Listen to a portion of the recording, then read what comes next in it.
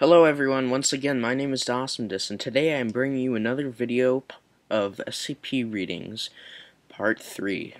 Today we will be doing SCP-073, which is known as Cain. Originally Cain from the Bible, if you did not know that. So let's get started.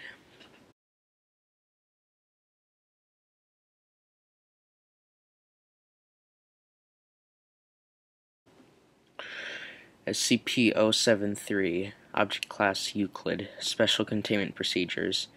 SCP-073 is to be kept in a 2-room cell furnished with all non-organic furniture and items in a bathroom.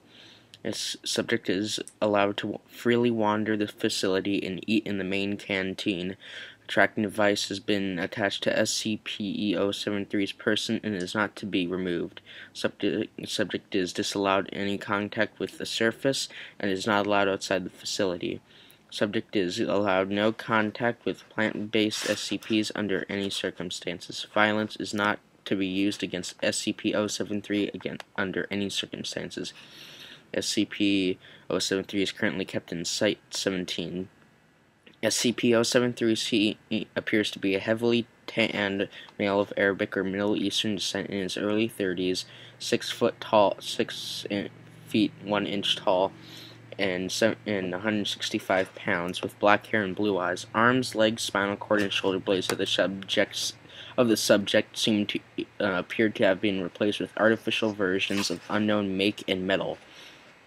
Subject only takes notice of this when it is pointed out and states that it has no knowledge of how, why, or when these replacements took place, stating it had them as long as it could remember. There was a symbol engraved into the forehead of the subject which appears to be of Sumerian origin. The symbol has of yet to be untranslated, and subject appears distressed when the symbol is mentioned at all, refusing to speak on it. Subject does need to eat and drink on a regular basis, but is strictly carnivorous, owing it to its effect on plant-based items. SCP-073, who refers itself as Cain, is generally polite and genial to all who speak to it, though it has been described as being cold and somewhat mechanical in its speech. It is very helpful and enjoys aiding personnel in their daily actions, whatever they may be. It has highly detailed knowledge of ancient to recent events in history, and most commonly spoken languages in the world, including ones that have since died out. Subject has professed to having a photographic memory, remembering word for word of all text in an 800-page dictionary that was flipped through in a minute and a half. It has scored an above average in all intelligence tests given to it. SCP-073's presence is inimical to any and all life grown in soil, causing death to any such life within a 20-meter radius. Any land SCP-073 has walked on becomes barren within 2 weeks and then is permanently unable to support life. Anything that is derived from soil-grown life, such as wood and paper, immediately rots and disintegrates upon touch of SCP-073. Further affected derivatives include anything hydroponically grown. Violence directed towards SCP-073 reflects any damage inflicted on SCP-073 directly back on the attacker, although SCP-073 visibly remains unharmed. This applies to any damage directed at SCP-073. Attempts to get tissue and blood samples have proven futile. When the procedure was initiated, personnel carrying out the action felt the sensation of whatever was applied to SCP-073 and wound up with a sample of their own blood or tissue, despite the fact that all actions were directed solely at SCP-073. Indirect damage through a medium also results in the person perpetrating the action receiving the wounds caused. Although SCP-073 receives no actual harm from damage to its person, it has stated that it feels the pain of the action and has politely asked researchers to abstain from overly harmful actions to its person.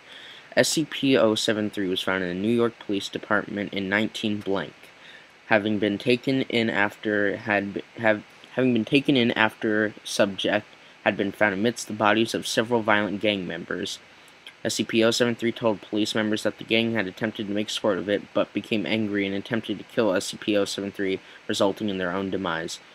SCP-073 was incarcerated and was deemed a John Doe when NYPD could not find any information on it. SCP-073 came to the attention of the Foundation through a routine expansion of John Does and was subsequently released into our custody. Addendum SCP-073-1. In light of SCP-073's indestructible nature, photographic memory, and general will to please, High Command have deemed that all information is to be backed up on SCP-073, ensuring it is not lost in the event of a catastrophe. While this action has met with mixed responses, SCP-073 has agreed and sworn itself to secrecy on its part. Addendum 073-2. When information concerning SCP-076 was brought to the attention of SCP-073 for backup, subjects showed familiarity with the information, although was declined to adding to it, despite the fact that it stated that it already knew all about SCP-076. It then said it would be better for all parties involved that it not meet SCP-076. Alright, well, thank you guys for watching. Hopefully you enjoyed this video of SCP Readings Part 3. If you did, please leave a like and subscribe. It is always very much appreciated. Watch out for the next video, and I will see you next time. Goodbye.